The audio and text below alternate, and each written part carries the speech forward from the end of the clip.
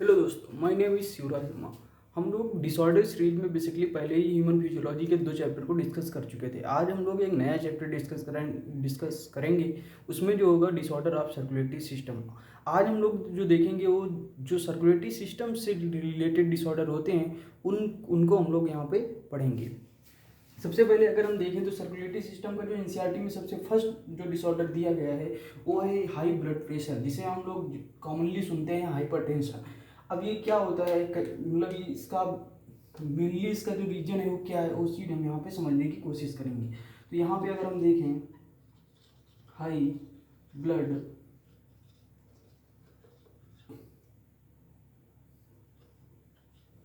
Pressure, अब high blood pressure को यहाँ पे अगर हम देखें तो इसी को यहाँ पे क्या बोल देते हैं, हाइपर टेंशन।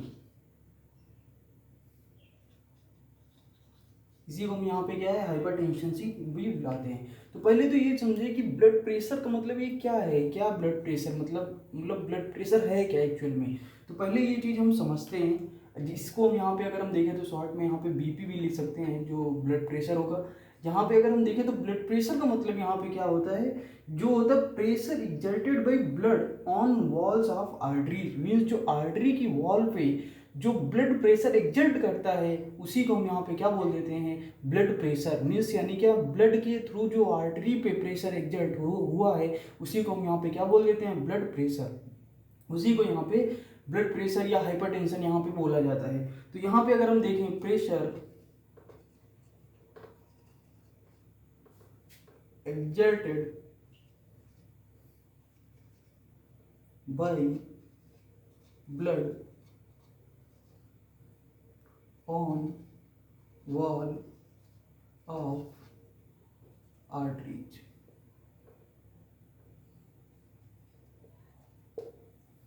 इसी को हम यहाँ पे क्या बोल देते हैं, blood pressure.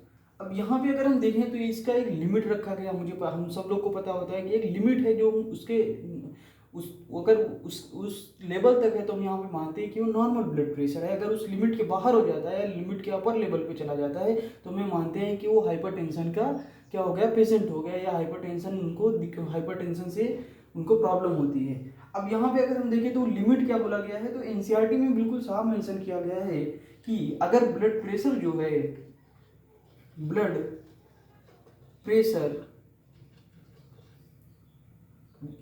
Pressure that is higher than normal. अब ये नॉर्मल हम लोग सब लोग को पता होता है कि नॉर्मल लिमिट कितनी होती है। अब एनसीईआरटी ने ये बोला है कि अगर हम नॉर्मल ब्लड प्रेशर अगर देखें, जो ये नॉर्मल है, तो नॉर्मल का अगर ये देखें नॉर्मल, ये जो नॉर्मल ब्लड प्रेशर होता है, नॉर्मल ब्लड प्रेशर कितना होता है, तो हम लोग को पता है ये होता है 120/80। 120 जो होता है यहाँ पे अगर हम देखें तो ये सिस्टोलिक होता है, और जो 80 होता है वो क्या होता है, डायस्टोलिक होता है, या फिर इसे हम रेस्टिंग प्रेशर भी बोलते हैं। वो सारी चीज़ें भी हम यहाँ पे डिस्कस करेंगे।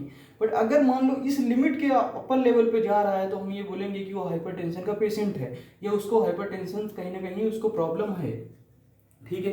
अब यहाँ पे अगर हम देखें तो ब्लड प्रेशर तो यहाँ पे 2 टाइप के हो गए। यहाँ पे अगर हम देखें एक सिस्टोलिक भी हो गया, एक डायस्टोलिक भी हो गया। तो इन 2 चीज़ों को हम यहाँ पे समझते हैं। अगर हम ये देखें तो इसी लेवल पे अगर हम 2 चीज़ों को देखें तो एक अगर हम देखें तो यहाँ पे क्या है, सिस्टोलिक, या इसी को हम यहाँ पे क्या बोलते हैं, पंपिंग प्रेशर। इसी को यहाँ पे क्या है, पंपिंग प्रेशर भी बोला जाता है। ये क्या होती है, हायर लिमिट होती है। हायर लिमिट मतलब यहाँ पे ये है, ये मतलब यहाँ पे अगर हम देखें तो ये क्या है, हायर लिमिट।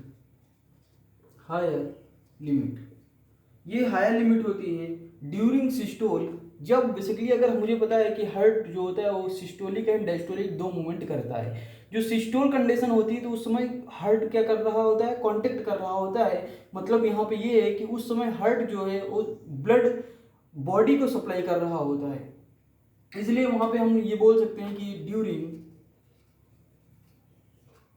सिस्टोल। और इसकी हम लोग की लिमिट पता है, ये कितना होता है, 120 mm ऑफ Hg। ये चीज़ हमें यहाँ पे पता होना चाहिए। अब यहाँ पे अगर हम देखें तो जो डायस्टोलिक होता है, जो डायस्टोलिक, ये इसी को हम यहाँ पे क्या बोल देते हैं, रेस्टिंग प्रेशर। इसी को यहाँ पे क्या बोला जाता है, रेस्टिंग प्रेशर भी बोला जाता है।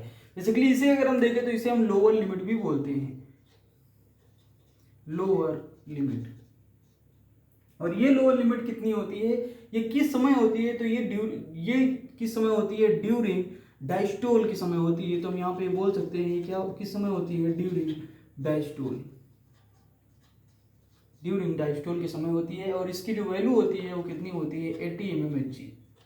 अब आप पूछ रहे होंगे कि mmHg क्या होता है, तो mmHg बेसिकली हम मुझे पता है आज तो इलेक्ट्रिकली हम लोग मेजरमेंट कर पाते हैं ब्लड प्रेशर को। पहले हम लोग क्या है, जो Hg होता था, मरकरी होता था, बेसिकली जो पारा होता था, उसके थ्रू हम यहाँ पे वो जो मूवमेंट होता था उसके बेसिस पे हम लोग वहाँ पे क्या है, उस अभी हम डिवाइस का भी जो इंस्ट्रूमेंट है उसे क्या बोला जाता है, स्फेग्नोमैग्नोमीटर। अब ये स्फेग्नोमैग्नोमीटर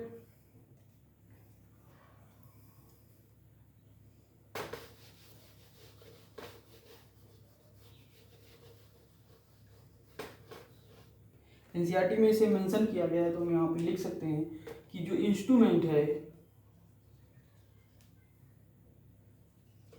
ये जो इंस्ट्रूमेंट है इसे हम यहाँ पे क्या बोलते हैं, स्फेग्नोमीटर।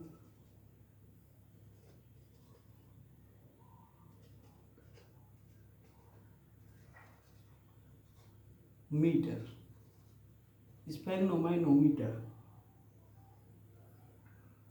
अब हमें ये पता होना चाहिए कि ब्लड प्रेशर बेसिकली किस, यहाँ पे क्या है, किस आर्टरी में मेजरमेंट करते हैं। तो जिस आर्टरी में मेजरमेंट करते हैं वो क्या होती है, ब्रैकियल, या उसे हम रेडियल आर्टरी भी बोलते हैं। और ये हमें यहाँ पे क्या पता होना चाहिए, ये यहाँ पे अगर हम देखें तो क्या है, ब्रैकियल, या फिर इसी को हम यहाँ पे क्या बोल सकते हैं, रेडियल आर्टरी। अब यहाँ पे एनसीईआरटी में एक चीज और भी मेंशन किया गया है कि जब कोई भी मतलब अगर कोई ब्लड प्रेशर का अगर शिकार होता है, या फिर अगर जब जिसे ब्लड हाइपरटेंशन होता है, तो उसके थ्रू अगर हम देखें जो हाई ब्लड प्रेशर के पेशेंट होते हैं, अगर हम देखें हाई ब्लड प्रेशर, जो हाई ब्लड प्रेशर के पेशेंट होते हैं, ये उनको क्या होता है, उनको दिक्कत होती है, leads to heart disease,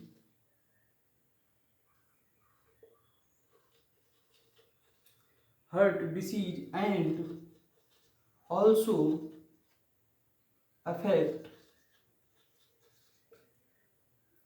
vital organs। ये vital organs क्या होते हैं, बेसिकली अगर हम देखें, vital organs like brain and kidney।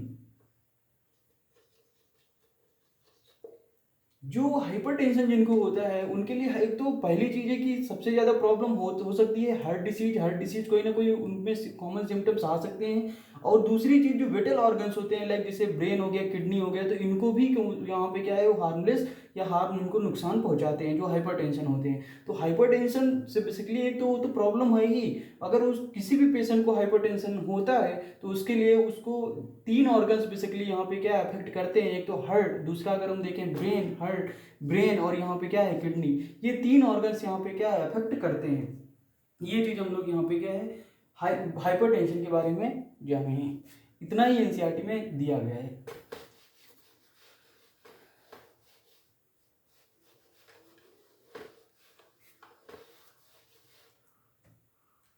इसके बाद देखें तो यहाँ पे एनसीईआरटी में एक डिसीज का मेंशन किया गया है, वो है coronary artery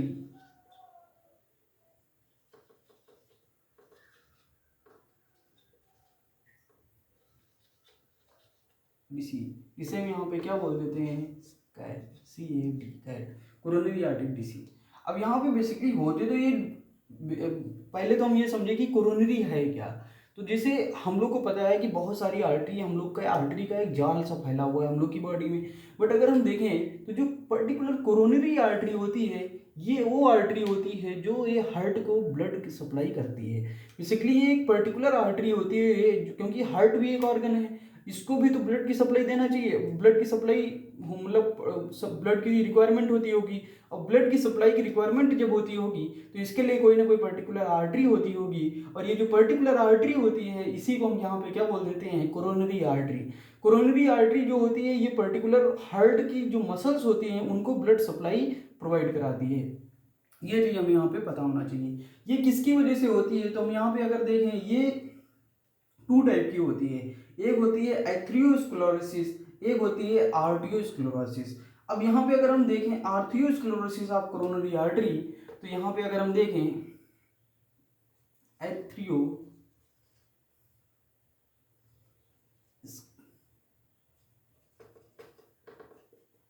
एथ्रियोस्क्लेरोसिस of coronary artery.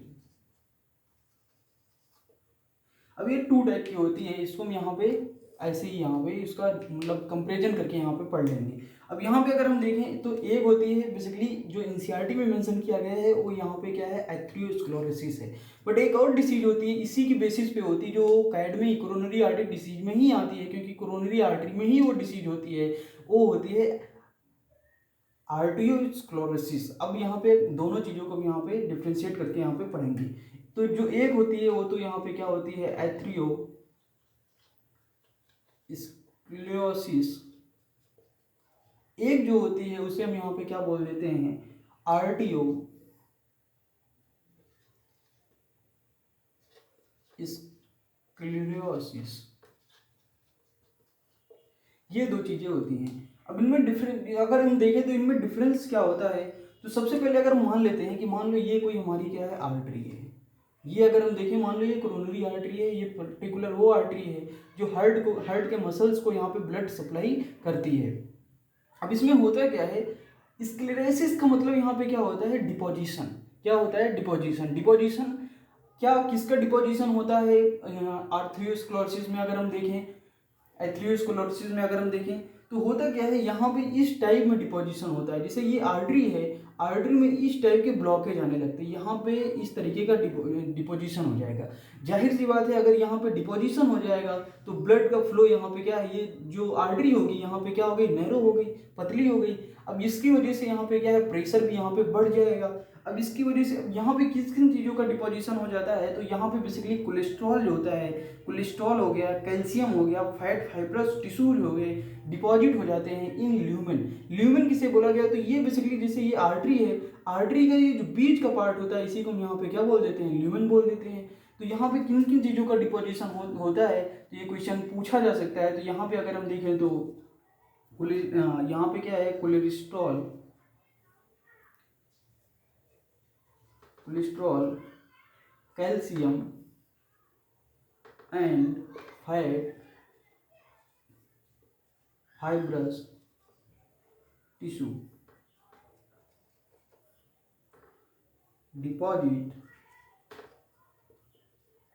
in lumen। इसकी वजह से यहाँ पे क्या होता है, इसकी वजह से अगर हम देखें तो ये डिपोजिशन की वजह से क्या हुआ है कि ये जो आर्टरी है वो क्या हो गई, नैरो हो गई। तो यहाँ पे ये क्या बोल सकते हैं, नैरोइंग ऑफ आर्टरी। अब इसकी वजह ये आर्थ्रियोस्क्लेरोसिस में अगर हम देखें तो क्या होता है, यहाँ पे क्या होता है, हार्डनिंग हो जाती है। जैसे मान लो यहाँ पे अगर हम देखें,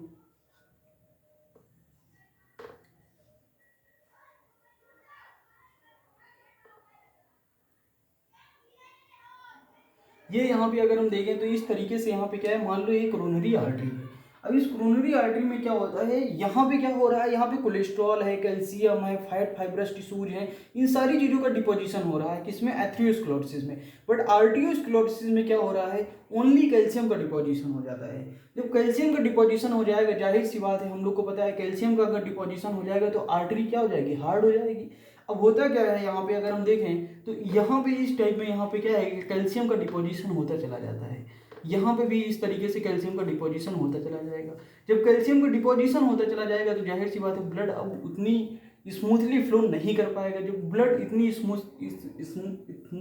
स्मूथली यहाँ पे फ्लो नहीं कर पाएगा, तो यहाँ पे क्या हो जाएगी, हार्डनिंग ऑफ आर्टरी। ये किसकी वजह से हो रहा है, क्यों ब्लड इतनी आसानी से फ्लो नहीं कर पा रहा है, तो यहाँ पे क्या हो गया है कि जो आर्टरी है वो क्या हो रही है, हार्ड हो रही है। तो यहाँ पे ये देखेंगे, यहाँ पे क्या है, कैल्शियम डिपोजिशन इन वॉल। इसकी वजह से यहाँ पे अगर हम देखें तो क्या देखने को मिलता है, हार्डनिंग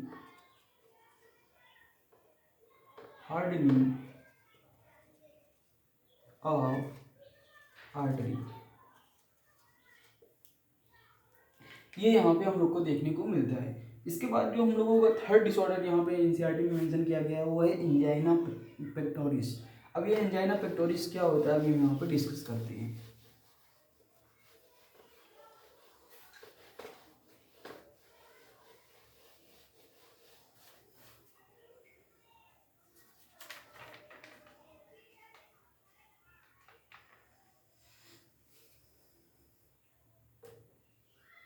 यहाँ पे अगर हम देखें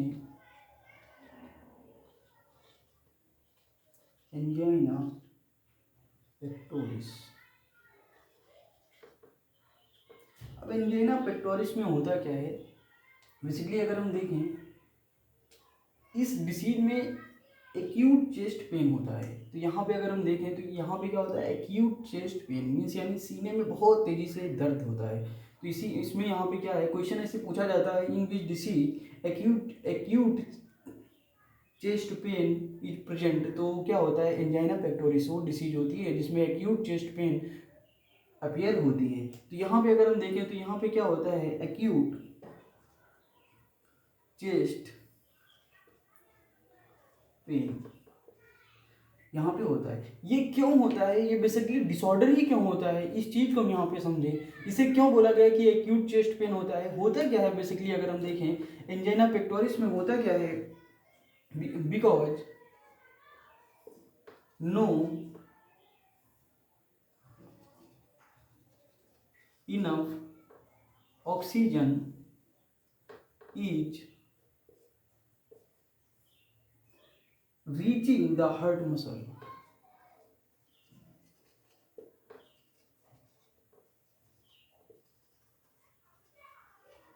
heart muscles।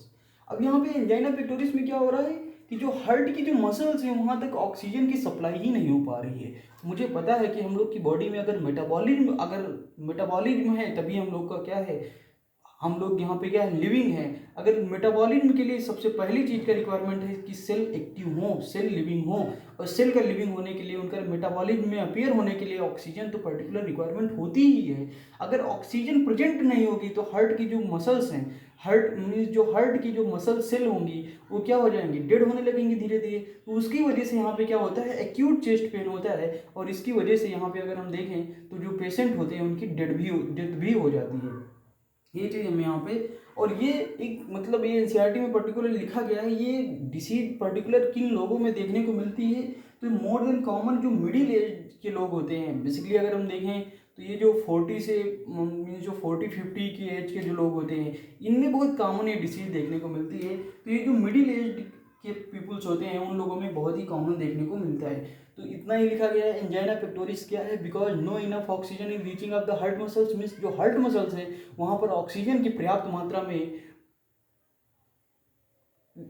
जो हार्ट की मसल्स होती हैं वहाँ पे ऑक्सीजन पर्याप्त मात्रा में पहुँच नहीं पाती है, इसलिए वहाँ पे क्या होता है, जो हार्ट मसल्स होती हैं वो धीरे धीरे डेड होने लगती हैं, इसलिए वहाँ पे एक्यूट चेस्ट पेन होता है, और इस डिसीज में यही यहाँ पे देखने को मिलता है। अब यहाँ पे अगर हम देखें ये कहाँ पे, ये अगर हम देखें more common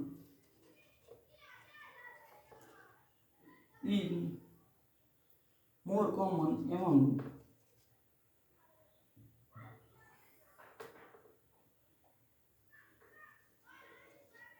the middle age and, बस मिडिल एज हम यहाँ पे लिख सकते हैं, बस मिडिल एज के पीपल में यहाँ पे देखने को मिलता है। अब यहाँ पे सबसे ज़्यादा जो देखने को मिलता है वो होता है जो हम लोग बेसिकली हार्ट अटैक और कार्डियक अरेस्ट दोनों एक ही चीज़ समझते हैं। बहुत लोगों में कन्फ्यूजन होता है, इस चीज़ को हम यहाँ पे समझते हैं कि हार्ट अटैक क्या होता है और यहाँ पे कार्डियक अरेस्ट क्या होता है। अब यहाँ पे अगर हम देखें,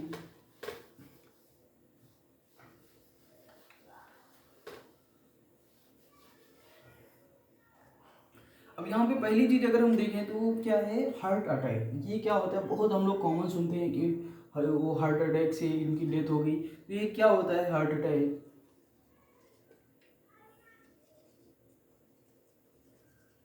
हार्ट अटैक, अब यहाँ पे अगर हम देखें हार्ट अटैक को, यहाँ पे क्या है, मायोकार्डियल इन्फेक्शन भी बोला जाता है। हालांकि वो रिक्वायरमेंट है नहीं, क्योंकि ये बहुत ही कॉमन, यहाँ पे क्या है, बहुत ही कॉमन वर्ड है हार्ट अटैक, जो हम लोग बेसिकली सुनते भी हैं। अब ये क्या होता है, जो हार्ट की मसल्स है, अच्छा हम लोग को पता होना चाहिए कि जो हार्ट होते हैं वो टू टाइप्स के होते हैं, एक न्यूरोजेनिक होते हैं, एक मायोजेनिक होते हैं। न्यूरोजेनिक का मतलब क्या होता है कि वो हार्ट में पर्टिकुलर न्यूरॉन्स होते हैं और उन न्यूरॉन्स के थ्रू हार्ट यहाँ पे क्या है, बीट करता है, या फिर हार्ट वहाँ पे क्या है, बीथिंग करता है। और जो हम लोगों का मसल्स होता है, हम लोग की जो हार्ट होता है वो कैसा होता है, मायोजेनिक होता है। मीन जो हम लोगों के पर्टिकुलर हार्ट है उसमें मसल्स ही है, और ये मसल्स का जब तक कॉन्ट्रेक्शन होता रहता है तब तक बेसिकली जो हार्ट है वो ब्लड सप्लाई बॉडी में प्रोवाइड करता रहता है।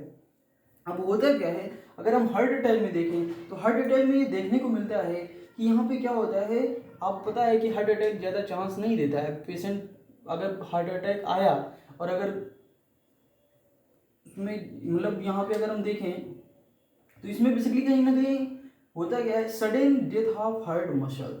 सडन का मतलब कोई भी कहीं भी अगर सडन आ जाए तो समझ जाओ वहाँ पे बहुत ही कम, बहुत ही लेस, मतलब वहाँ पे परसेंटेज होते हैं बचने के। तो यहाँ पे क्या होता है,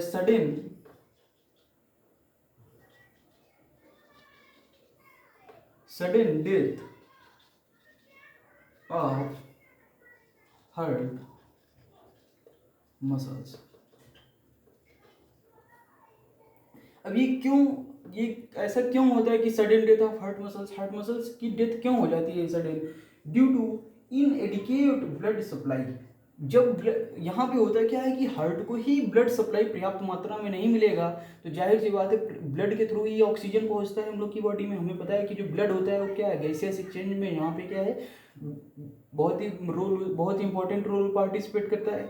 अब यहाँ पे अगर हम देखें तो जब पर्याप्त मात्रा में ब्लड की सप्लाई हार्ट को ही नहीं होगी, मीन्स जो हार्ट की मसल्स हैं वहां तक ही ब्लड नहीं पहुंच पाएगा, तो जाहिर सी बात है जो हार्ट मसल्स होंगी वो क्या होने लगेंगी, डेथ होने लगेगी। तो उसमें क्या होगा, sudden death of heart muscle. किनकी वजह से होता है, तो एनसीईआरटी ने लिखा है due to inadequate blood supply.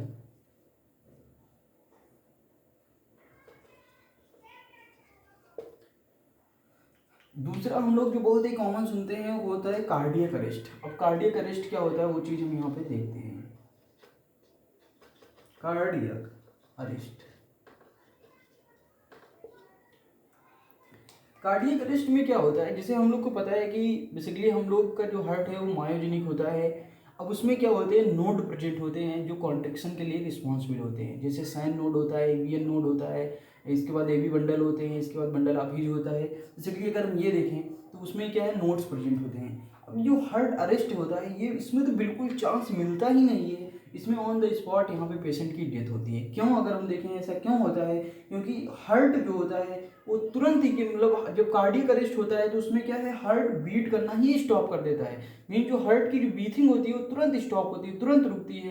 Basically अगर हम देखें तो यहाँ पे फ्रैक्शन ऑफ टाइम का भी मतलब फ्रैक्शन ऑफ टाइम ही नहीं लगता है कि जो पेशेंट होते हैं उनकी डेथ हो जाती है। तो यहाँ पे अगर हम देखें तो क्या है, हार्ट स्टॉप बीथिंग, हार्ट बीथिंग करना ही स्टॉप कर देता है। तो यहाँ पे अगर हम देखें हार्ट स्टॉप